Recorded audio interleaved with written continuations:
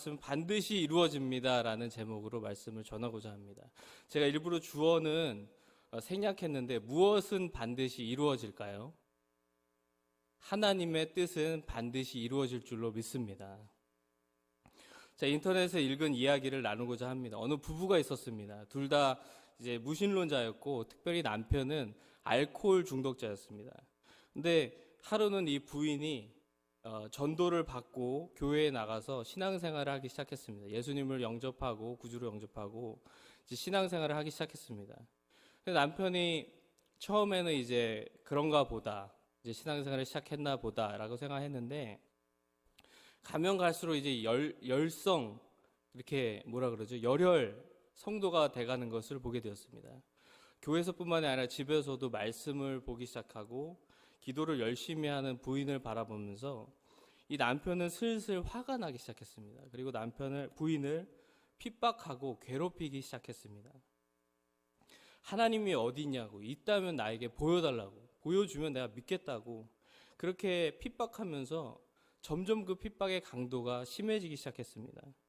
그러다가 하루는 어김없이 그날도 남편은 술에 취해서 집에 들어오게 됐는데 부인이 마침 벽난로 앞에서 성경을 읽고 있는 그런 모습을 보게 되었습니다.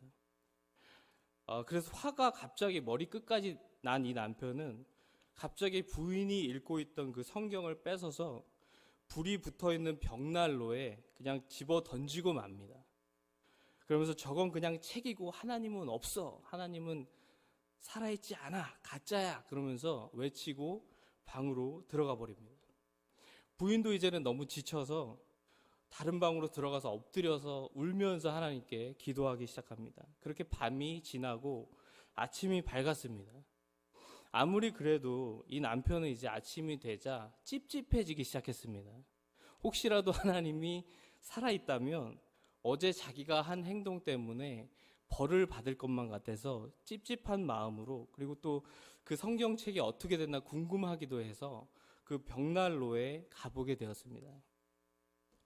그는 그 다 타버린 성경책을 그렇게 뒤적이다가 타지 않고 남은 종이 조각이 그 한 성경 구절이 써 있는 그 종이 조각을 발견하게 되었습니다. 그리고 그 구절을 읽자마자 그 자리에 주저앉고 말게 됩니다.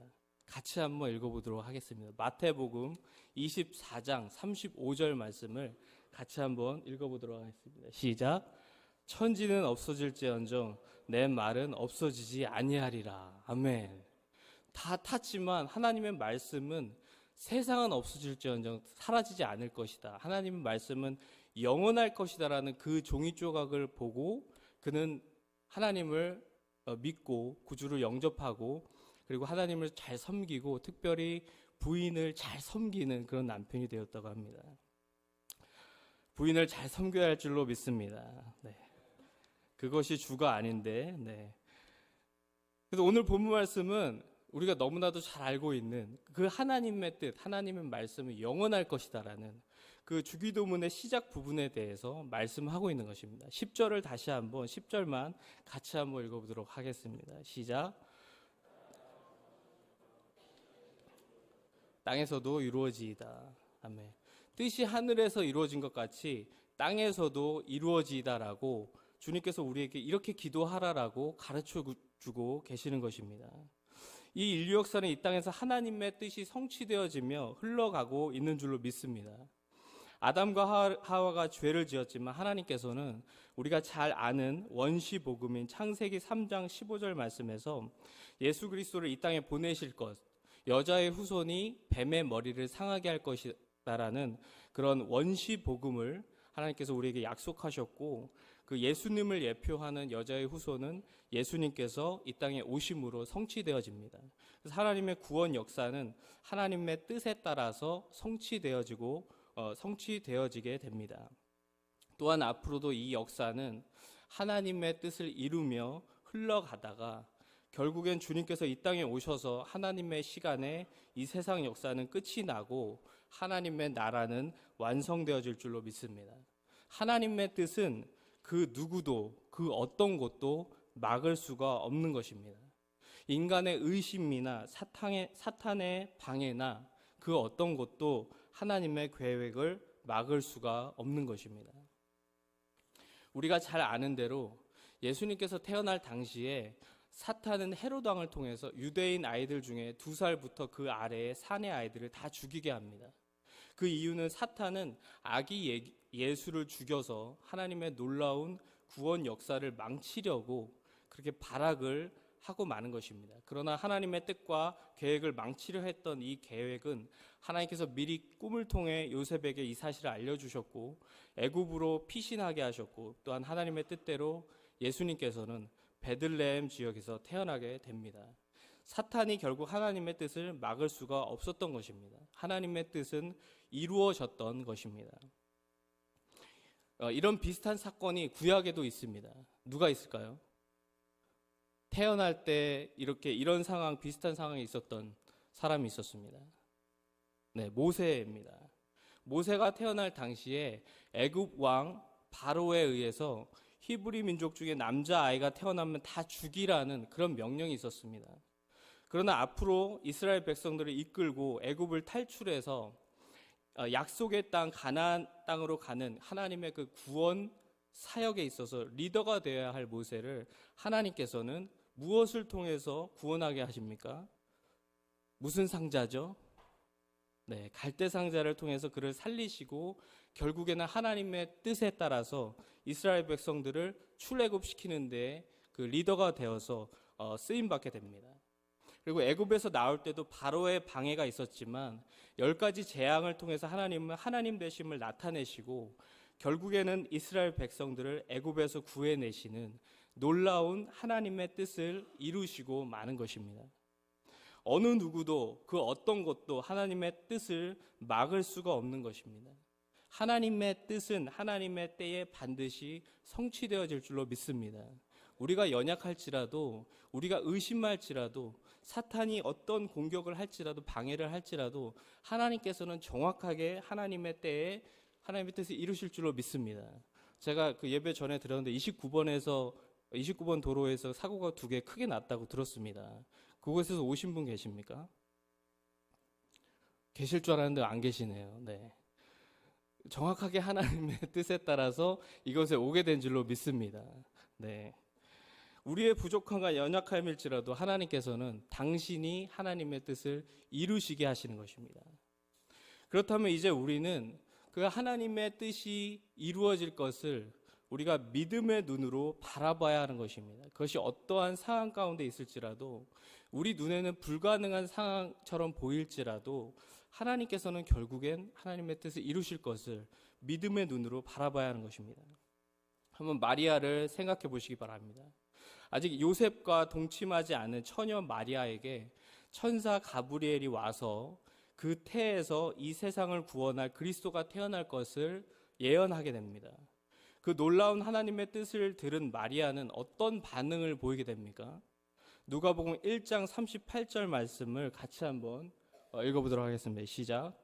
마리아가 이르되 주의 여종이오니 말씀대로 내게 이루어지이다. 아멘. 지금 거기까지 읽으시면 됩니다. 네, 이 마리아는 하나님의 그 뜻을, 그 불가능해 보이는 그 예언을 믿음으로 받아들인 것입니다.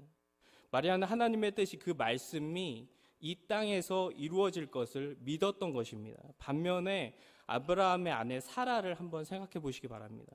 사라는 하나님께서 아브라함과 사라를 통해 자식을 주실 것이라는 그런 하나님의 말씀을 장막 문 뒤에서 듣고 속으로 웃습니다. 그 이유는 사라는 마리아와는 달리 하나님의 뜻이 성취될 것을 믿지 못했기 때문이었습니다. 그 사라가 그랬던 이유는 자기 자신의 늙고 아이를 생산치 못하는 그런 몸을 바라보며 이 현실을 바라보며 그렇게 믿음 없는 그런 행동을 하게 되었던 것입니다. 사랑하는 성도 여러분, 지금 우리는 어떤 눈으로 하나님의 뜻을, 하나님의 계획을 바라보고 계십니까? 마리아처럼 믿음의 눈으로 바라보고 계십니까? 아니면 사라처럼 현실을 바라보며 의심하는 그런 생각으로 바라보고 계십니까? 마리아는 이 믿음의 눈을 가지고 어린 예수님이 자라나는 것을 바라봤을 것입니다. 누가복음 2장 말씀에 보면 예수님께서 12살 때 유년 시절 때 예수님과 그의 부모는 유월절이 되어서 예루살렘에 가게 되었습니다. 우리가 잘 아는 대로 모든 일을 마치고 이제 다시 돌아갈 때에 아이 예수님, 어린 예수님은 예루살렘 성전에 머무르게 됩니다. 그러나 이를 알지 못하고 친족들과 부모는 다시 집으로 길을 떠나게 됩니다. 어린 예수님이 예루살렘에 계속 머물러 있던 사실을 나중에 알았던 그 부모는, 마리아와 요셉은 다시 예루살렘 성전으로 돌아와서 어린 예수를 만나게 됩니다. 그래서 어린 예수를 다시 찾은 마리아는 그 어린 예수님께 이렇게 묻습니다. 어찌하여 우리에게 이렇게 하였느냐?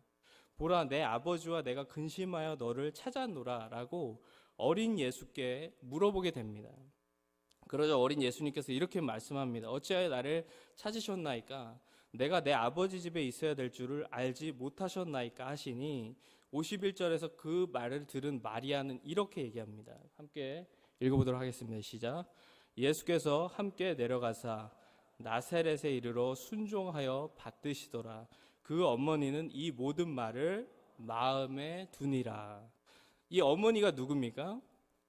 마리아입니다. 마리아는 이 모든 말을, 지금 어린 예수님께서 하시는 이 모든 말씀을 마음에 두니라 라고 기록하고 있습니다. 이 무슨 말씀이냐면, 마리아는 이 예수님께서 태어나실 그 소식을, 그분이 하나님의 아들이시고 우리의 구원자가 될 그 소식을 천사 가브리엘로부터 듣고 계속해서 하나님의 그 뜻과 계획을 마음속에 두면서 살아왔던 것입니다. 그러면서 마리아는 예수님을 바라보며 하나님의 뜻이 성취될 것을 믿음의 눈으로 기다리며 예수님의 하는 행적들을 마음에 두고 있었던 것입니다. 예수님께서 태어나실 때에도 목자들이 아기 예수를 찬양하고 하나님께 영광 돌린 것에 대해서 마리아는 이 모든 말을 마음에 지키어 생각하니라 라고 성경에 기록되어 있습니다. 마리아가 이 모든 것을 마음에 생각하니라, 마음에 두니라 라는 그런 표현들이 많이 기록되어 있습니다. 예수님께서 사역하시는 모습들을 바라보며 믿음의 눈으로 하나님의 뜻이 성취되어져 감을 기대하며 바라보는 그런 마리아의 심정이었습니다. 그리고 결국에는 예수님께서 십자가에서 돌아가시고 부활하시고 하나님의 뜻이 성취됨을 보면서 마리아는 그 누구보다도 기뻐했을 것입니다.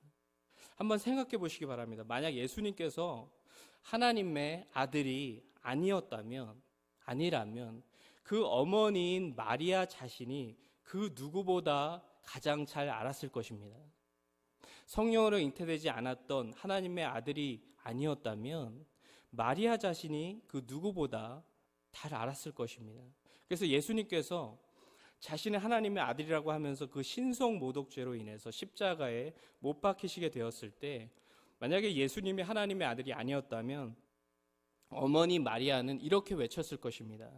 우리 아들 예수가 미쳤습니다. 제발 죽이지 말아주세요.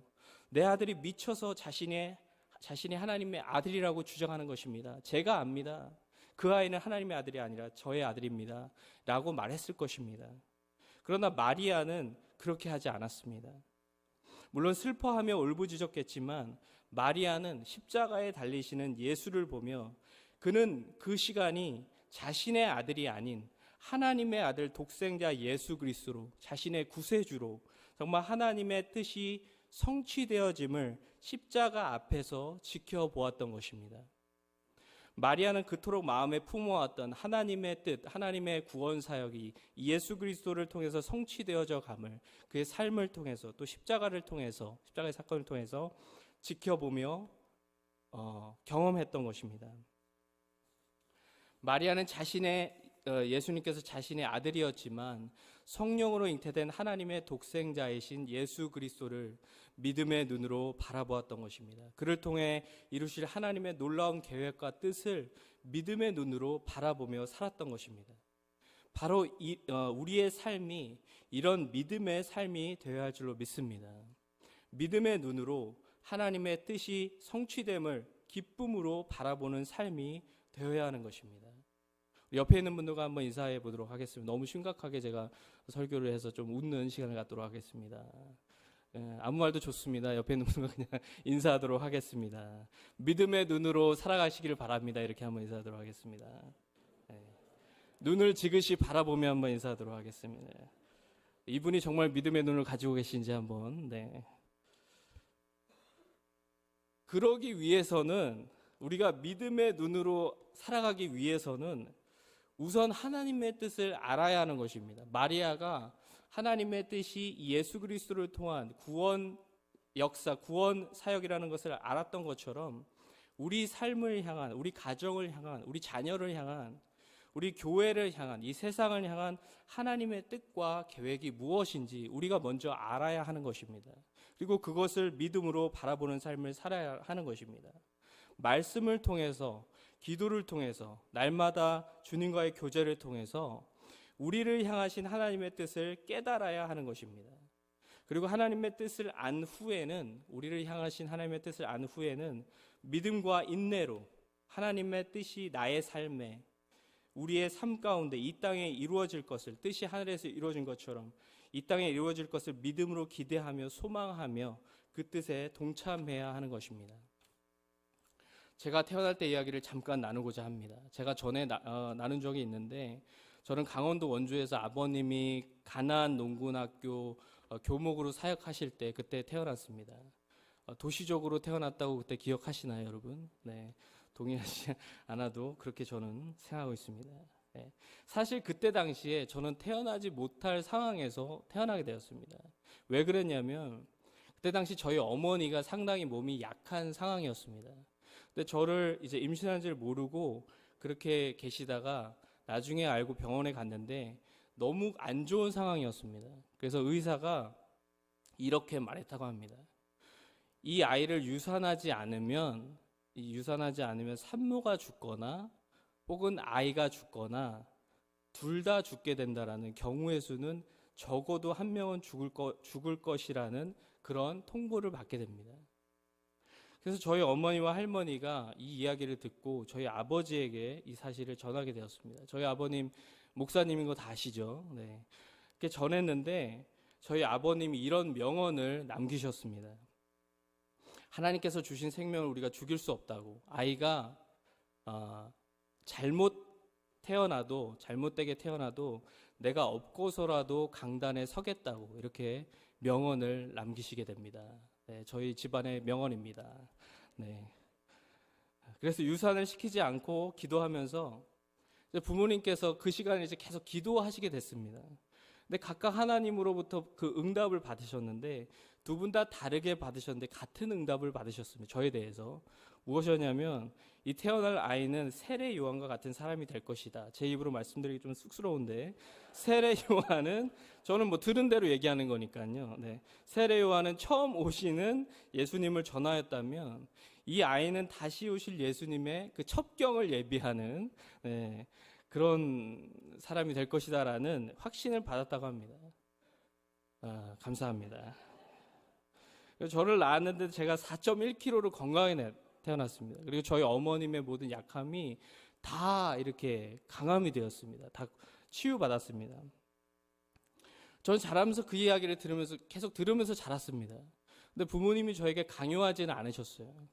근데 저는 저 스스로는 그런 삶을 살고 싶지 않더라고요. 그 삶이 너무나도 힘들고 또 희생과 헌신의 삶임을 알았기 때문에 그 길로 안 가려고 발악을 했습니다. 근데 다른 곳에서 그 의미를 찾을 수가 없는 거예요. 삶의 의미를 찾을 수가 없는 거예요. 제가 무엇을 다른 걸 해봐도 너무 허무하다라는 것을 계속 깨닫게 해주셨습니다. 제가 정말 하고 싶어 하는 걸 어느 정도를 하나님께서는 시키시기는 했는데 어느 순간에서는 참 허무하다라는 것을 깨닫게 하셨습니다. 그러고 나서 제가 필리핀에 단기 선교를 가게 됐는데 그곳에서 너무나도 큰 기쁨과 삶의 의미를 찾게 되었습니다. 예수 그리스도의 복음을 전할 때 영어는 잘 못했지만 그때 당시에 그 떠듬떠듬거리는 영어로 그리스도의 복음을 전할 때 그 시간이 너무나도 의미 있었고 너무나도 기뻤고 너무나도 가치 있다라는 사실을 깨닫게 되었습니다. 그리고 제가 이 길로 들어오게 됐습니다. 그래서 제가 지금까지 사역하면서 이 다시 오실 예수님에 대해서 굉장히 많이 전하게 됐습니다. 제가 의식적으로도 더 전하게 됐습니다. 제가 그렇게 태어났기 때문에 세례요한처럼 LA와 알래스카에서 많이 전했습니다. Jesus is coming soon 이걸 너무 많이 해서 알래스카에서 그 노숙자들이 저만 보면 I know Jesus is coming soon 이렇게 할 정도로 인사가 그거였습니다. 그리고 막 극장 가서 막 예고편 보면은 커밍 순이 나오잖아요. 그 뭐 가슴이 두근거리고 막 그랬습니다. 저의 삶의 목적이 하나님께서 저를 지으신 이유가 그거였기 때문에 저는 그곳에서 저의 가치를, 존재 가치를, 하나님의 영광을, 하나님의 나라를 찾을 수 있게 되었던 것입니다. 여기 계신 여러분들도 각자에게 하나님의 뜻이 분명히 있는 줄로 믿습니다. 하나님, 나를 향한 하나님의 뜻은 무엇입니까? 그 뜻을 이루시옵소서. 하나님께 물어보시고 기도하시기 바랍니다. 옆에 있는 분들 한 번 더 인사하도록 하겠습니다. 하나님의 뜻을 찾으시기를 바랍니다. 이렇게 정말 찾으셨는지 눈을 한번 바라보시기 바랍니다. 우리가 지어진 목적대로 살지 못하면 불행해집니다. 하나님께서 요나를 보시면 그는 니느웨를 가야 되는 사람인데 다시스로 갔더니 어떤 일이 벌어집니까? 고래밥이 됩니다. 과자에도 있잖아요. 고래밥. 죄송합니다. 또 쓸데없는 얘기를 계속 하는데 그만큼 피곤하고 불행한 삶은 없는 것입니다. 하나님께서 인도하시는 길이 가장 지름길인 줄로 믿습니다. 그 길이 우리가 볼 때는 참 험난해 보이고 가기 싫어 보이지만 저도 이 길이 참 싫어서 다니에 앉으려고 발버둥을 쳤는데 섰더니 하나님께서 은혜를 주시는 것입니다. 여러분도 여러분 하나님께서 목적하신 그곳에 있을 때에 여러분의 존재 가치가 빛을 발하게 될 줄로 믿습니다. 하나님의 영광이 드러나게 될 줄로 믿습니다. 그곳에서 하나님의 뜻을 이루시는 삶을 사시기를 주님의 이름으로 간절히 축원합니다. 이제 이 세상은 하나님의 뜻대로 마지막에 올 것입니다. 주님께서 다시 오심으로 이 세상 역사는 끝이 나고 새 하늘과 새 땅이 열릴 줄로 믿습니다. 우리가 잘 아는 대로 히스토리는 그의 이야기입니다. 히스 스토리입니다. 예수님께서 이 땅에 다시 오시면 이 세상 역사는 끝이 나고 영원의 역사는 시작되게 될 줄로 믿습니다. 우리는 하나님의 뜻이 성취되어지는 그 때를 지금 눈으로 목격하는 시대에 살아가고 있습니다. 하나님께서 이스라엘에게 약속하신 것들이 지금은 예전에는 대체 신학이라 그래서 이스라엘을 우리로 해석해서 많이 그렇게 성경 해석을 했는데 왜냐하면 그때는 나라가 독립되지 않았고 이루어질 것처럼 보이지 않았기 때문에 그런 대체 신학이 이렇게 나오게 된 것입니다. 그러나 지금은 이스라엘을 이스라엘로 해석해도 문자적으로 해석해도 되는 그런 마지막 시대에 살아가고 있는 것입니다. 마태복음 24장 32절 33절 말씀 같이 한번 읽어보도록 하겠습니다. 시작. 무화과 나무의 비유를 배우라. 그 가지가 연하여지고 잎사귀를 내면 여름이 가까운 줄을 아나니 이와 같이 너희도 이 모든 일을 보거든 인자가 가까이 곧 문 앞에 이른 줄 알라. 이 말씀에서 무화과 나무는 대부분의 성경학자들의 해석으로는 이스라엘을 상징하고 있다라고 합니다. 지금 그 가지가 연화해지고 잎사귀를 낸다는 의미는 이스라엘의 독립을 의미하는 것입니다. 많은 성경학자들이 그렇게 해석하고 있습니다. 나라 없이 떠돌던 디아스포라의 이스라엘 백성들을 기적적으로 하나님의 약속에 의해서 1948년 5월 14일 이스라엘은 기적적으로 독립하게 됩니다. 그러나 이런 일을 보게 되면 잎사귀가 연화해지고 가지가 연화해지고 잎사귀를 낸 이스라엘의 독립을 보게 되면 말씀에서 뭐라고 기록하고 있습니까? 인자가 가까이 곧 문 앞에 이른 줄 알라라고 말씀하고 계십니다. 역사는 앞으로 하나님의 말씀과 그 뜻대로 정확하게 흘러가게 될 줄로 믿습니다. 알파와 오메가 되신 하나님께서는 이 세상의 처음과 끝을 주관하고 계시는 줄로 믿습니다. 이 세상은 영원한 것이 아니라 우리에게도 개인적인 종말이 있듯이 이 세상은 종말이 오게 되는 것입니다. 그것은 예수님께서 다시 오실 때에 그 종말은 성취되게 되는 것입니다. 그리고 우리는 영원히 주님과 함께 하나님을 찬양하며 저 천국에서 영원토록 하나님께 영광 돌리게 될 줄로 믿습니다. 그때와 시간은 우리는 아무도 모릅니다. 그러나 빛의 자녀들인 우리는 그때가 가까워옴을, 하나님의 뜻이 성취되어져 감을 우리는 알 수 있게 되는 것입니다. 지금 이 세상을 바라보면 아무런 희망이 없습니다. 인간의 권리, 인권, 휴먼 라이츠라는 이름으로 동성애와 또 많은 죄들을 합리화시키면서 인간의 권리가 하나님을 대적하는 그런 시대에 살아가고 있습니다. 비진리가 진리가 되어가고 주님을 믿고 따르는 데 이제 핍박받는 시대가 올 것입니다. 성경에 그렇게 기록되어 있습니다. 그러나 그럼에도 불구하고 하나님의 뜻은 성취되어질 줄로 믿습니다. 지금까지 그래왔듯이 하나님은 그분의 뜻을 이루어 가실 것입니다. 요한복음 6장 38절부터 40절까지 같이 한번 읽어보도록 하겠습니다. 네, 같이 한번 찾아서 읽어보도록 하겠습니다. 요한복음 6장 38절부터 40절 말씀입니다. 하나님의 뜻에 대해서 말씀하고 계십니다. 요한복음 6장 38절부터 40절 말씀입니다.